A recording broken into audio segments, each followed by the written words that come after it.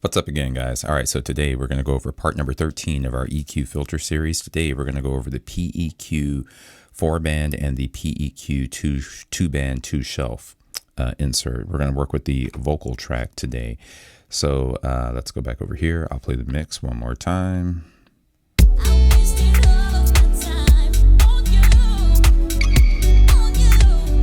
Perfect. All right. So now let's go over to our plugin here.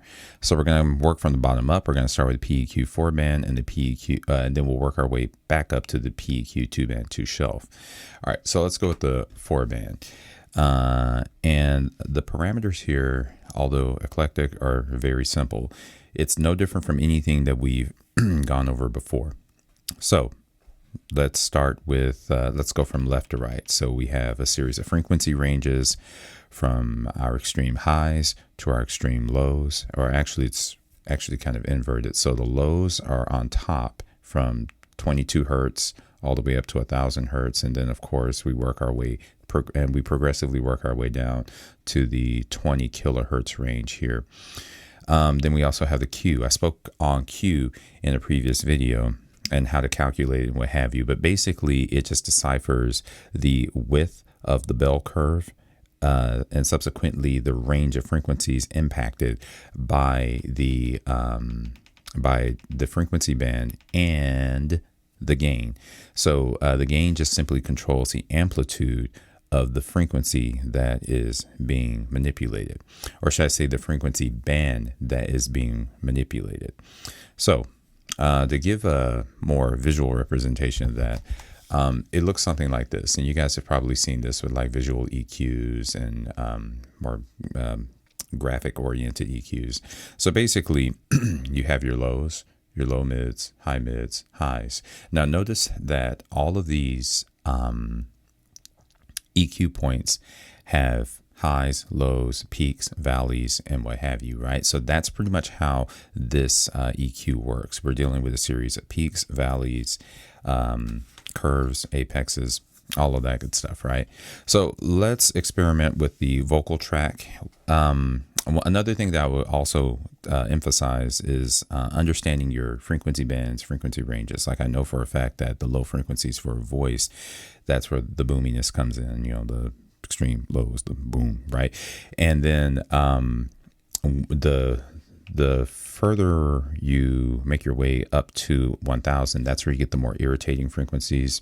And then here in the mids, from what 500, well, let's see. So 1,000 would be the irritation, but even before that, the 200 to let's see here, yeah, that 200 to 800 range, that's where you get some of the muddiness. When you get down here beyond 1,000, around that 5K range, that's where you get the clarity.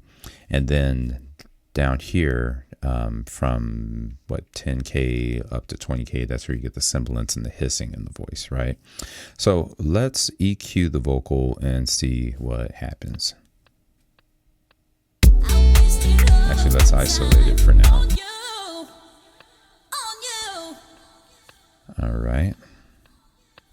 You know what? Let's go back over here and let's set our. I was thinking maybe we could start our start our loop at 1 and end it on 2, just so I can get a.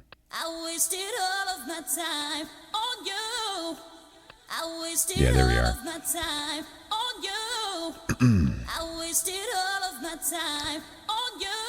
All right. Let's see. So I know I want to kind of get rid of some of the mud here.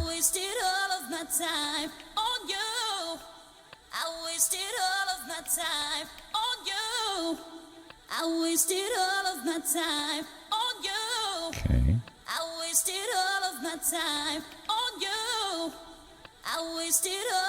I know for a fact I want to get rid of some of the irritation. So I'm more of a subtractive EQer.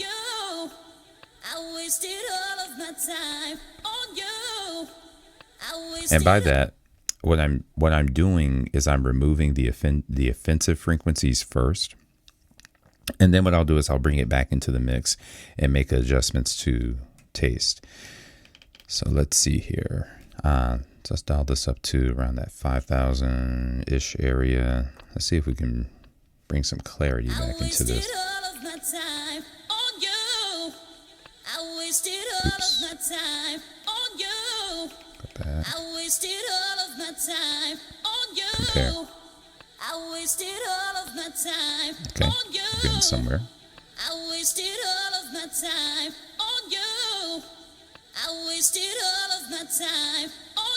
Not too much of that.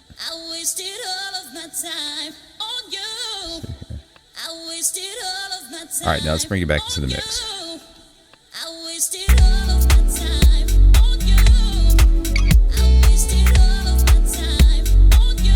So it sounds a little thin to me. So what I am going to do is I'm going to bring back, let's see here. I'm going to go to maybe this 1,000 area. No, I want to take that out. Let's see. Okay. I have an idea. Let's see. I could. Okay, got an idea. So you remember how I said how the muddiness exists between 200 and 800? Sometimes a little bit of character exists there as well. So I might bring that back in. Just a little.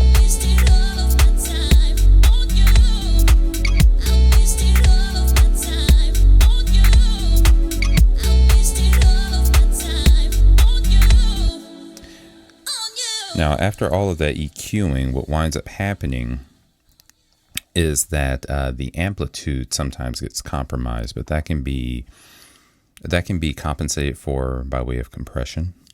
But either which way, the PEQ 4-band is solely responsible for addressing your frequency bands at specific ranges within that 4-band spectrum. So there we have it, right? That's our PEQ 4-band, which takes me into, so what I'm going to do is I'm going to do away with this one. And I'm going to swap that out for the shelving. Let's see. The 2-band 2-shelf. So now we'll talk about that one. All right. Now, for more graphic representation of that one, it's essentially the exact same thing. But remember what I mentioned about shelving. You have 2 bands. You have your low mids and your high mids, right? So you can alter the bell curve of both of those, right? But then in the far extremes, your far left for the lows and the far right for the highs, what's happening here is that you can adjust those frequency bands, but at the same time, what you can also do is you can alter the amplitude of those frequency bands, right? So they don't have that bell curve like attribute. More or less, they're flat. And what winds up happening is you just change the, they're flat at a certain frequency, and then you change the amplitude therein. So basically it looks like this, right? So yeah, let's experiment with that for a few seconds. I personally like shelving EQs because there are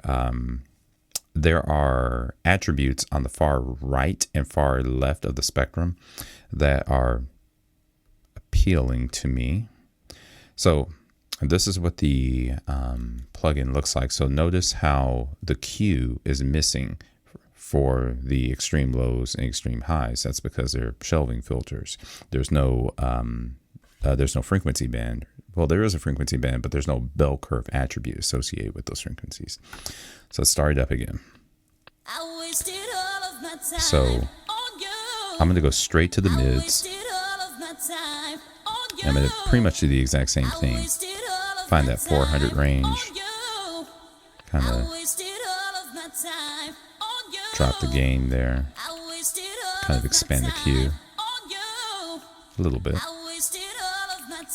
All right. Find those irritating frequencies down here. Around here. Let's see. Doesn't have to be precise. Take those out.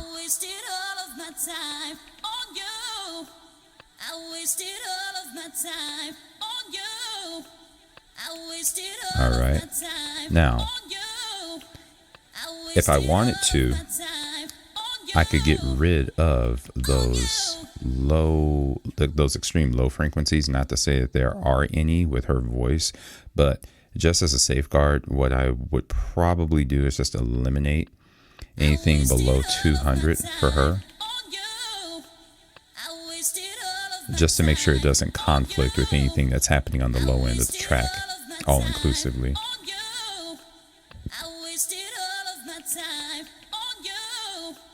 Okay. Now we have our highs. Now watch this.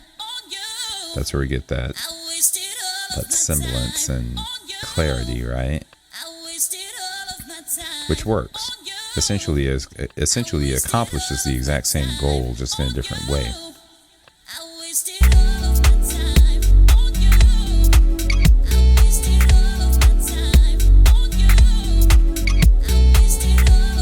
Now, what I may very well do in this instance is add maybe another layer of compression here. Let's see here. Let's pop in the compressor, lower the threshold. Let's see if we can.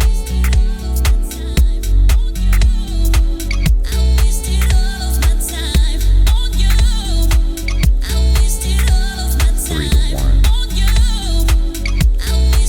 Boost the output a bit. Back over here. Let's get some character going.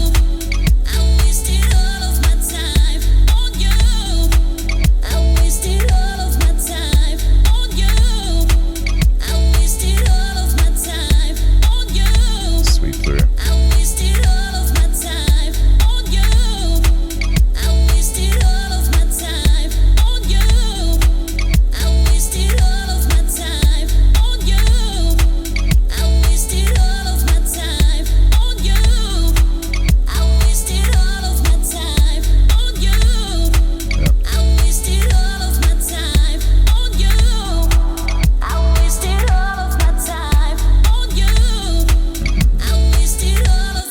Yeah, that's another thing I wanted to mention. If you want that telephone transistor radio effect, just find the 1000 hertz range and just dial up the gain.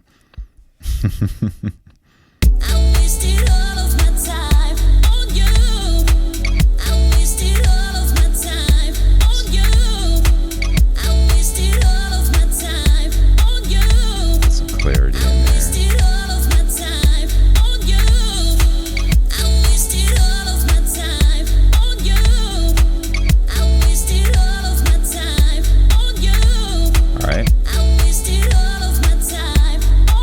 That's with it off. On. There we go.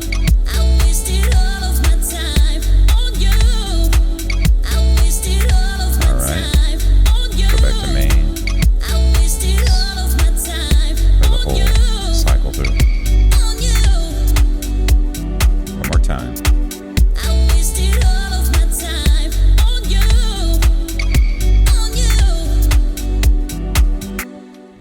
Alright guys, so that does it for part 13 of our series, and subsequently the end of all of our traditional EQs and filters. But stay tuned. There are a few attributes of the producer pack that I kind of want to go over, specifically the visual EQ, which kind of encompasses everything that I've covered up until this point. But stay tuned for that. But until then, guys, if you guys have any questions about anything that I've covered thus far, please feel free to leave that question in the comments, and I'll be sure to get back with you soon. All right, thanks.